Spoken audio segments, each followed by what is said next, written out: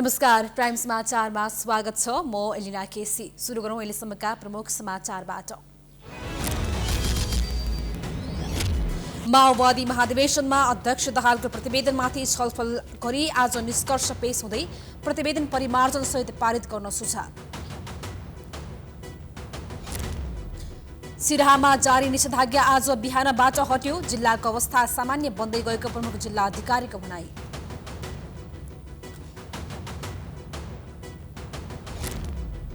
दुई वर्षदेखि नेपाल चीन व्यापारमा समस्या। सीमित आयात भए पनि निर्यात ठप्प। उत्तरी नाका बन्द हुँदा महँगी चुलियो।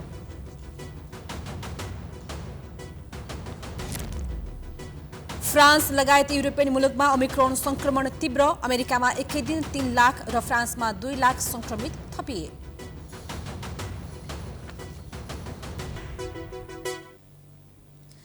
अब समाचार विस्तारमा। माओवादी केन्द्रको 8औं महाधिवेशनमा आज पनि अध्यक्ष पुष्पकमल दाहालको प्रतिवेदनमाथि छलफल हुँदैछ। आज मध्याह्नसम्म प्रतिवेदनमाथि छलफल गरी समूहगत रूपमा निष्कर्ष सुनाउने कार्यक्रम छ।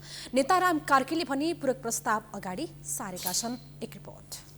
नेकपा माओवादी केन्द्रको जारी 8औं महाधिवेशन अन्तर्गत अध्यक्ष पुष्पकमल दाहाल प्रचण्डको 21औं शताब्दीमा समाजवादको नेपाली बाटो शीर्षकको राजनीतिक दस्तावेजमाथि छलफलका लागि विभिन्न 25वटा समूह गठन गरिएको छ। ती समूहहरूले महाधिवेशनको तेस्रो दिन मंगलबार प्रचण्डको प्रतिवेदनमाथि अध्ययन तथा छलफल गरेका छन्। छलफलको क्रममा प्रतिनिधिहरूले प्रतिवेदनमा पूर्णता नपाएका विषयलाई सुझावको रूपमा प्रस्तुत गर्ने तयारी गरेका छन्। खास गरी प्रतिवेदनमा उल्लेख गरिएका उत्पादनसँग जोडिएका र कूटनीतिक विषयमा केही प्रष्ट धारणा नआएकोले केही कुरा थप गरेर प्रतिवेदनलाई अन्तिम रूप दिने प्रयास थालिएको छ। समग्रमा एउटा च्याप्टर चाहिँ यो पार्टीले चाहिँ भोलि परराष्ट्र भन्नुहोस् या सम्बन्धको बारेमा चाहिँ आउँदाखेरि चाहिँ यसको चाहिँ कूटनीतिक जुन क्षेत्र छ त्यो बारेमा चाहिँ अझै जस्तै कूटनीतिको विज्ञानको कूटनीति एउटा छ। कूटनीतिभित्र विज्ञानलाई कसरी समावेश गर्ने हो कि त्यसैले हाम्रो यो क्षेत्रमा अलिकता थप्नुपर्ने जस्तो मलाई लाग्छ। त्यसबाहेक माओवादीका नेता राम कार्कीले पनि छलफलका लागि पूरक प्रतिवेदन समेत पेश गरेका छन्। उनले सोमबार नै सबै प्रतिनिधिलाई पूरक प्रतिवेदन उपलब्ध गराएका थिए, तर त्यो प्रतिवेदनमा भने बन्द सत्रमा छलफल हुन सकेन। अध्यक्ष क्याबिनेटको दस्तावेज मैले पढिसकेर अनि त्यसमा त्यसलाई रिफ्युट गर्ने ढङ्गले म अगाडि गएको भए त्यो फरक मत हुन्थ्यो। तर त्यो अध्यक्षको प्रस्ताव त भर्खर पढ्दैछौँ हामी। त्योभन्दा अगाडि नै मैले त्यो दस्तावेज तयार गरेको हो। त त्यसै हुनाले त्यो दुईटालाई तपाईँहरूले संयोजित गरेर हेर्न सक्नुहुन्छ हैन। त कतिपय कुरामा चाहिँ अब मैले त्यसलाई शीर्षकै दिएको छु, केही पूरक केही नवीन धारणाहरू भनेर। प्रतिवेदनमाथि गरिएको छलफलमा सुझाव दिनको लागि एकजना प्रतिनिधिलाई 15 मिनेट समय सीमा तोकिएको छ। उनीहरूले बुधबार दिउँसो 1 बजेसम्म सुझाव दिन पाउनेछन्। 3 दिनसम्म प्रतिवेदनमै छलफल भइरहेकोले महाधिवेशन लम्बिने सङ्केत समेत देखिएको छ। व्यवस्थापकीय हिसाबले हामीले यो राष्ट्रिय सम्मेलन भनेर सुरुवात गरेका थियौँ। 2 दिन लम्बिने भयो। 2 दिन लम्बिने भएको हुँदाखेरि व्यवस्थापनसित सम्बन्धित यो हलदेखि लिएर अरू कतिपय कुरा पनि फेरि सम्बन्धित ठाउँमा कुराकानी गरेर कार्यक्रमलाई विस्तार गर्ने कुरा भएको छ। प्रतिनिधिहरूले महाधिवेशन स्थल प्रज्ञा भवनका विभिन्न हलसहित पार्टी कार्यालय र पार्टी प्यालेसमा समेत जम्मा भएर प्रतिवेदनमाथि छलफल गरिरहेका छन्। महाधिवेशन अन्तर्गत बुधबार 1 बजे बन्द सत्र सुरु हुने कार्यक्रम तय गरिएको छ। त्यस्तै आज बसेको स्थायी कमिटी बैठकले केन्द्रीय कमिटी र पदाधिकारीहरूमा समानुपातिक समावेशी क्लस्टर तयार गर्नका लागि 5 सदस्यीय समिति गठन गरेको छ। संविधान र पार्टीको विधान व्यवस्था अनुसार पार्टीका प्रत्येक कमिटीमा समानुपातिक समावेशी संख्या विभाजन गर्न समिति गठन गरिएको हो। बैठकले देव गुरुङको नेतृत्वमा शक्ति बस्नेत, जनार्दन शर्मा, विष्णुपुकार श्रेष्ठ र गिरिराज मणि पोखरेल रहेको 5 सदस्यीय समिति गठन गरेको हो। नेपालको राजनीतिक मार्ग परिवर्तनको अग्रणी मोर्चामा खटिएको नेकपा माओवादी केन्द्र अहिले विचार र सिद्धान्तमै अलमलिएको छ। मुलुकलाई समृद्ध बनाउने अभियानमा सर्वप्रथम आफै रूपान्तरित हुनुपर्ने मान्यता आत्मसात गरिएको छ। के साँच्चै नेताहरू रूपान्तरित होलान् त? एक रिपोर्ट। नेकपा माओवादी केन्द्रको जारी 8औं महाधिवेशनमा अध्यक्ष पुष्पकमल दाहाल प्रचण्डले प्रस्तुत गरेको वैचारिक राजनीतिक प्रतिवेदनमा सांस्कृतिक क्रान्तिको विषय उठान गरिएको छ। मंगलबार त्यो प्रतिवेदनमा महाधिवेशन प्रतिनिधिहरू बीच छलफल भयो। त्यो प्रतिवेदनमा पार्टीको रूपान्तरणका लागि सबैभन्दा पहिले सांस्कृतिक क्रान्तिको आवश्यकता रहेको व्याख्या गरिएको नेताहरूले बताएका छन्। प्रचण्डले विगतमा भएको कमजोरीहरू स्वीकार्दै सांस्कृतिक रूपान्तरणको कार्यक्रम प्रतिवेदनमा उल्लेख गरेका हुन्। सांस्कृतिक क्रान्ति तपाईबाट सुरु हुन्छ कि कार्यकर्ताबाट? यहीँबाट सुरु, मबाट नै सुरु हुन्छ। अहिले जे हुन्छ महीबाट सुरु हुन्छ। जानुहुन्छ फिल्डमा? जान्छु काम गर्न। माओवादी केन्द्रलाई जोगाउने हो भने संस्कार र संस्कृति बदलिएर पार्टीलाई पुनर्जीवन दिन आवश्यक रहेको नेताहरू बताउँछन्। त्यसका लागि माओवादी केन्द्र आन्तरिक रूपमै सुध्रिन जरुरी पनि छ। वैभवशाली जीवनको आदि बनिसकेका माओवादी केन्द्रका नेताहरूमा रूपान्तरण आउन सम्भव होला त? माओवादी केन्द्रका भावी महासचिवका रूपमा हेरिएका जनार्दन शर्मा भने आफैबाट यो विचार र कार्यक्रमको थालनी गर्ने दाबी गर्छन्। अहिले अध्यक्षले ल्याएको रूपान्तरणको सांस्कृतिक रूपान्तरणको जो अभियान छ त्यसको पूर्ण पालना गर्न सक्ने मसित वैचारिक पनि व्यवहारिक पनि त्यो तागत छ।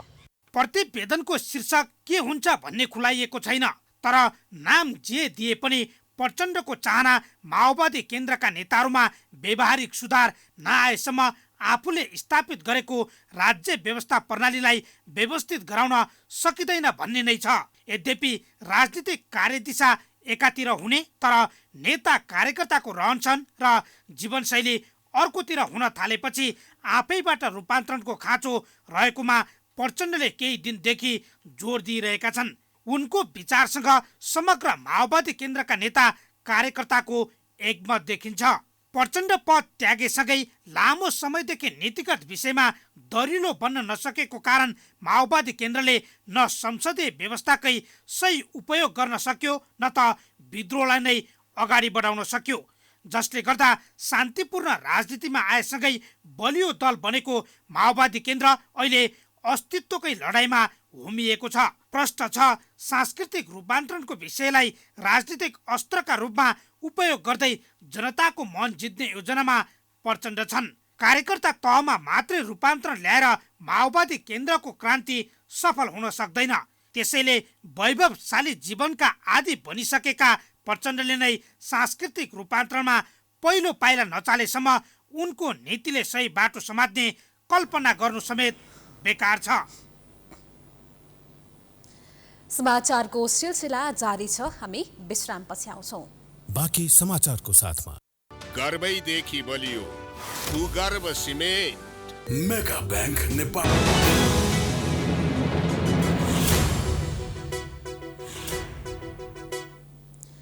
विश्रामपछि स्वागत छ। अब बाँकी समाचार। सिराहामा जारी निषेधाज्ञा हटाइएको छ। जिल्लाको अवस्था सामान्य बन्दै गएपछि आज बिहान 5 बजेदेखि निषेधाज्ञा हटाइएको प्रमुख जिल्ला अधिकारी बाबुराम खतेवडाले जानकारी दिएका छन्। औरही गाउँपालिकाले भण्डारण गरेको गहुँको बिउ लुटेको आरोपमा स्थानीय युवा मिथिलेश यादव पक्राउ परेपछि सिके राउत नेतृत्वको जनमत पार्टीले आन्दोलन गरेको थियो। आन्दोलनका क्रममा जनमत पार्टीका 18 कार्यकर्ता पक्राउ परेका थिए। उनीहरूलाई स्थानीय प्रशासन र यादवलाई जिल्ला अदालत धनुषाको आदेशमा हिजै रिहा गरिएको छ। औरही गाउँपालिकाले यादवमाथि जिल्ला प्रहरी कार्यालय सिराहामा आपराधिक मुद्दा दर्ता गरेको थियो।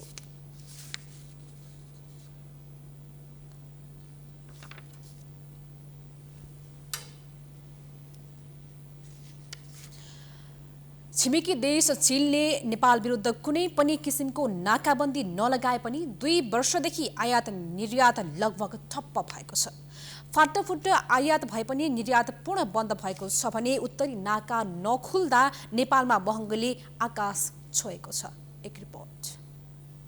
नेपाली व्यापारीले चीनबाट दशैंका लागि आयात गरेको सामान अहिले बल्ल आएर नेपाली बजारमा भित्रिँदैछ। यो नेपाली व्यापारीले भोगेको दुःख हो। नेपाली व्यवसायीहरूले जुन गएको वैशाखमा गएर त के जान पाउने स्थिति छैन। यहीँबाट अर्डर गरेर वैशाखमा चाइनाबाट सामान हिँडालेको सामानहरू जुन दशैंको लागि भनेर अर्डर गरिएका सामानहरू अहिले आउँदैछन्। यता जाडो बढिसक्दा गर्मीका लागि भनेर अर्डर गरिएका नाकामा अड्किएका सामान बल्ल आइपुगेका छन्। सन् 2019बाट सुरु भएको कोभिड-19 संक्रमणपछि नेपालको चीनतर्फबाट हुने व्यापार कठिन बनेको छ। घोषित रूपमा चीनले कुनै नाकाबन्दी त लगाएको छैन, त्यसको कारण पनि छैन।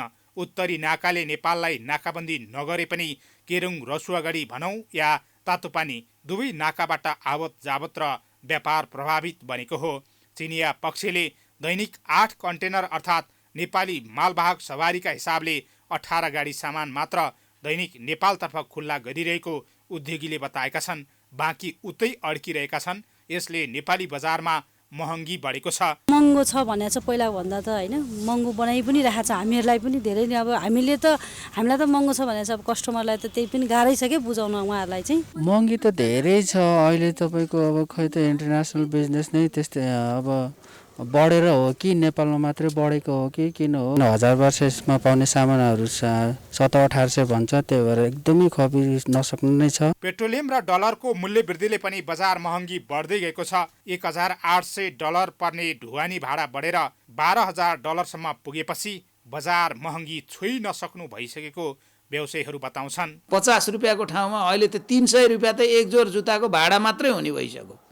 अनि त्यो फेरि भाडामा पनि भन्सार लाग्छ होइन, सबैमा भन्सार लाग्छ। त्यो हिसाबले गर्दाखेरि चाहिँ अहिले बजार चाहिँ छोइ नसक्नु भएर बढ्नुको कारण मुख्य गरी त्यो छ। सामान आएकै छैन, त्यो हिसाबले गर्दाखेरि तातोपानी नाका पनि सुचारू रूपले राम्रोसँग सञ्चालन भएको छैन, केरुङ पनि राम्रोसँग सञ्चालन भएको छैन। त्यसले गर्दाखेरि अहिले चाइनासितको व्यापार निकै कठिन छ। अब तपाईँको इम्पोर्टमै यो समस्या छ भनेपछि अब एक्सपोर्ट त सामान्यतया अहिले नगएकै अवस्था छ, बन्द जस्तै स्थिति छ। तातोपानी नाका बन्द नै छ। चीनसँग सामान्य आयात भइरहे पनि निर्यात भन्ने ठप्प छ। नाकाबाट आयात ठप्प भइरहँदा सयौं व्यवसायीका अर्बौं मूल्य बराबरका सामान चीनतर्फ नाकामा अड्किएका छन्। सिजन सकिएपछि मात्र सामान आउने कारण गोदाम गर्नुपर्दा अझै मूल्य थपिन्छ।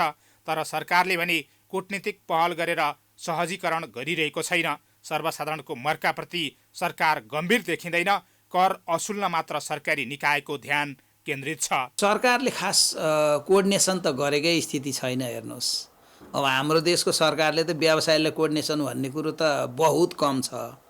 अब खास गरिकन सरकारको काम भनेको ट्याक्स लिने, रुल एन्ड रेगुलेसन लागू गर्ने भन्ने जस्तो थिङ्किङ छ कि नेपालको।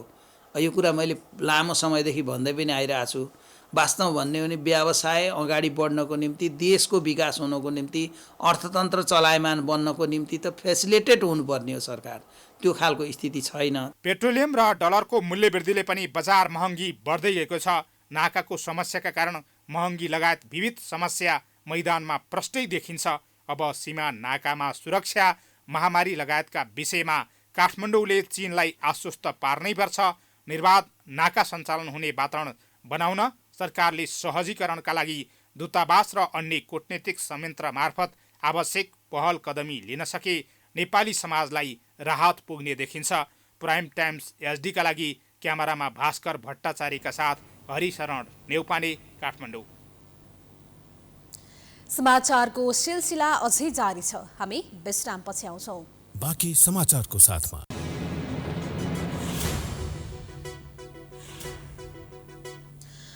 फ्रान्स लगायत युरोपियन मुलुकमा कोभिडको नयाँ भेरिएन्ट ओमिक्रोन संक्रमण तीव्र भएको छ।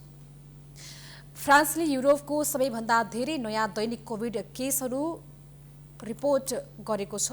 युरोपियन देशहरू ओमिक्रोन भेरिएन्टको शिकार भइरहेका बेला फ्रान्सले संक्रमणको डरलाग्दो आँकडा प्रस्तुत गरेको हो।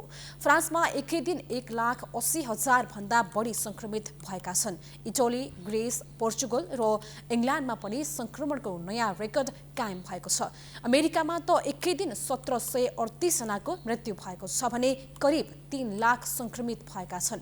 चाडपर्वको अवधिमा संक्रमण झन बढेको ती देशहरूले बताएका छन्। केही अध्ययनले ओमिक्रोनको संक्रमण डेल्टा भेरिएन्ट भन्दा सुस्त भएको देखाए पनि विश्व स्वास्थ्य संगठन WHO ले भने ओमिक्रोनका कारण युरोपको स्वास्थ्य प्रणाली तहस नहस हुन सक्ने जनाएको छ। संक्रमणबाट जोगिन फ्रान्स लगायत युरोपका प्रमुख देशहरूले कडा प्रतिबन्ध लगाए पनि संक्रमण नियन्त्रण भने हुन सकेको छैन। अब खेलकुद समाचार।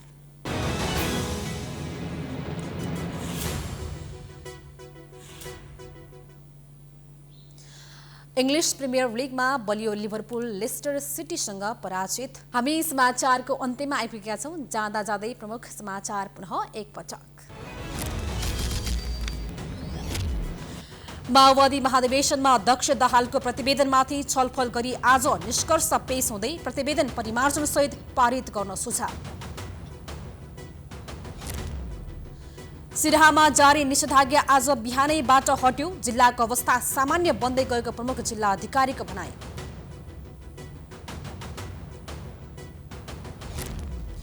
दुई वर्षदेखि नेपाल चीन व्यापारमा समस्या, सीमित आयात भए पनि निर्यात ठप्प। उत्तरी नाका बन्द हुँदा महँगी चुलियो। फ्रान्स लगायत युरोपियन मुलुकमा ओमिक्रोन संक्रमण तीव्र। अमेरिकामा एकै दिन 3 लाख र फ्रान्समा 2 लाख संक्रमित थपिए।